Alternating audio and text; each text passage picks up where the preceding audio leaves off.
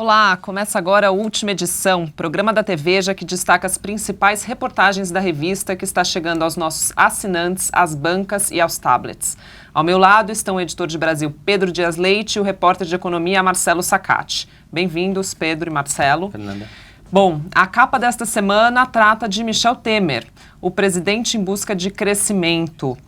Pedro, e aí, o que a gente pode destacar dessa reportagem? Olha, essa reportagem feita pela sucursal de Brasília mostra a situação atual do governo Temer e os problemas em que ela se encontra. O presidente assumiu em meio à maior onda de rejeição à corrupção da história do país e até agora não soube lidar com isso. Ele teve vários dos seus auxiliares envolvidos nas delações da Lava Jato, inclusive na edição passada a Veja revelou que os principais envolvidos foram citados por um dos delatores do Odebrecht, e em vez de fazer como fez o Itamar Franco, por exemplo, quando o Hargreaves foi acusado em 93 e o afastou, o presidente preferiu manter todos os seus auxiliares. A reportagem de Brasília conta um pouco os bastidores do porquê dessa decisão, analisa quais são os próximos passos possíveis. Tem até um contraste interessante que, apesar dessa grave problema de corrupção e das acusações que ele sofre, o governo tem conseguido aprovar agendas importantes no Congresso. Aprovou a PEC do teto, apresentou a reforma da Previdência, mudou as regras do pré-sal. Então, a reportagem é muito interessante porque ela mostra tanto as movimentações de bastidor que estão acontecendo lá por Brasília, que o leitor nunca sabe direito, e é sempre bom a gente deixar bem às claras o que está acontecendo de verdade, quanto à real dimensão da crise. Os pontos em que o governo vai bem, os pontos em que o governo vai mal, e lembra que termina, inclusive, lembrando de um problema muito grave, que é a popularidade. O presidente perdeu 20 pontos de aprovação desde que assumiu. A rejeição Passou de 31 em julho para 51% de desaprovação em dezembro. Exato, né? Os que consideram o governo dele ruim ou péssimo. Ele está com uma aprovação, se eu não me engano, de 14%, que é muito próximo do que tinha a ex-presidente Dilma quando sofreu impeachment. A reportagem não lembra, mas é bom a gente lembrar que o próprio Temer disse sobre a Dilma que ninguém aguentava governar 3 anos e meio com esse tipo de aprovação. Mas enfim, a reportagem é bem interessante, mostra aí que é isso, é um governo que encolheu, que se apequenou e que tem que dar uma resposta à altura, para ficar não na só mesma com, metáfora. com os pacotes econômicos, como fez essa semana, que a matéria inclusive fala disso, né? Que não dá para viver só desses pacotinhos. Mas é bom para situar aí o que vem pela frente.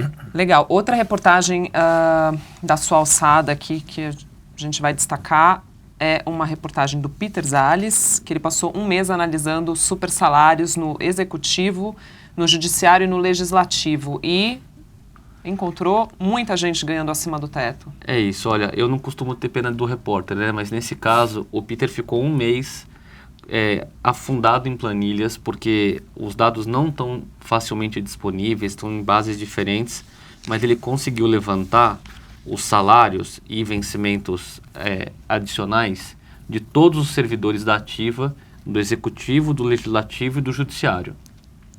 Ele encontrou mais de 5 mil pessoas que ganham acima do teto constitucional. A maioria delas no Judiciário, né? A maioria no Judiciário. Pra gente ter uma ideia, só o que é pago acima do teto representa 30 milhões de reais por mês. Desses 30 milhões, cerca de 22 milhões de reais estão no Judiciário. Se você analisar isso numa conta um pouco simplória, dá 360 milhões de reais, você paga 400 mil pessoas de aposentadoria de um salário mínimo. É um dinheiro significativo. O Peter focou no mês de setembro, e aí a gente fez quase um serviço, eu diria, para o leitor, que a gente identificou os 5 maiores salários de cada um dos ramos. Dividimos entre Legislativo, Executivo, Judiciário e Ministério Público. A gente botou os nomes desses servidores e quanto eles ganham. E o que mais me chamou a atenção, claro, foi o Bessias, né? Exato, Nosso famoso Bessias, procurador da Fazenda, quase 55.500 aqui que ele ganha. E para a gente diminuir o risco de injustiças, porque normalmente quando as pessoas são pegas nesses super salários, eles falam assim, não, mas é que nesse mês eu ganhei a gratificação e tal, que, enfim, já não deveria estar fora do teto, mas para a gente diminuir a chance de injustiças, o Peter, nesses casos em que nós nomeamos as pessoas, ele voltou no salário de julho e no salário de junho. Agosto e julho, perdão. E aí a gente só manteve na lista quem ganhou acima do teto de 33 mil nesses 3 meses seguidos. Ainda que a pessoa não tenha ganhado, o Bessias ele ganha 55 mil, aí em outro ele ganha 38, no outro ele ganha 40 e poucos. Sim. Ou seja, nos 3 meses ele ganhou acima do teto. Tá. Então, essa foi a nossa de corte conservadora, eu diria, para manter. E tem aí, apesar do escândalo que são esses super salários, tem um fato positivo que a gente também registra na matéria, que foi o Senado aprovar ali um pacote de 3 medidas que tenta, mais uma vez e finalmente, fazer valer o teto constitucional, que é, não custa lembrar, o valor do salário dos ministros do Supremo Tribunal Federal de pouco mais de 33 mil reais. O problema é que o cara bota lá auxílio moradia, auxílio paletó, auxílio não sei o que, e quando você vê a pessoa ganha isso, 50 mil, tem gente que ganha 90 mil, e por aí vai. A matéria faz um bom retrato do descalabro, mas também tenta mostrar que há esperanças. Antes de voltarmos um pouquinho para a Sociária, eu vou passar para o Sacate. Então, Marcelo, essa semana, um assunto que também causou muita discussão foi o fato de as empresas aéreas começarem a cobrar para despachar mala. Isso, foi uma decisão da Agência Reguladora do Setor de Aviação, a ANAC. Ela só entra em vigor em passagens compradas a partir de 14 de março de 2017. Então, se eu comprei uma passagem para abril hoje, ela ainda não, as novas regras não se aplicam. Mas enfim, é uma discussão bem interessante, é um assunto que envolve muita gente, ainda mais nessa época de fim de ano, início de férias. E a gente pode dizer que é uma tendência mundial, né? Porque nas outras companhias aéreas, você, inclusive para marcar assento, você já paga. Exato. Né? O Brasil, na verdade, ele entra atrasado nessa discussão. E a ideia é tentar fazer com que a pessoa pague pelo que ela está usando. Quero marcar um assento, aí você paga. Quero um assento com um pouco mais de espaço na econômica, você paga um pouco a mais. E a bagagem, tem gente que carrega só uma mala de mão, tem gente que carrega 4 malas. Hoje é tudo unificado, esse custo é diluído e é o que a gente chama de socialização do custo, do prejuízo.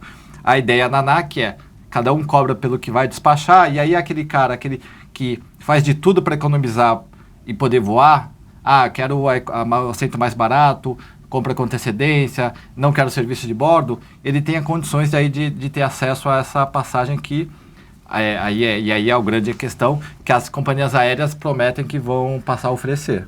E até a matéria destaca um número interessante. Eu imaginava que as passagens tivessem aumentado de preço e vocês trazem um levantamento que, na verdade, quase pela metade do preço foi reduzido. Ela foi reduzida. A partir de 2002, em 2001 até 2001, havia uma regulação do preço da passagem aérea pelo governo.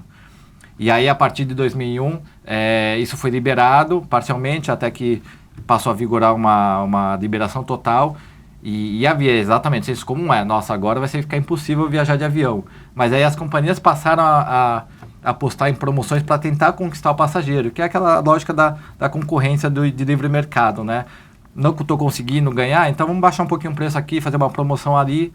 E de fato foi o que aconteceu e é o que se espera que aconteça agora.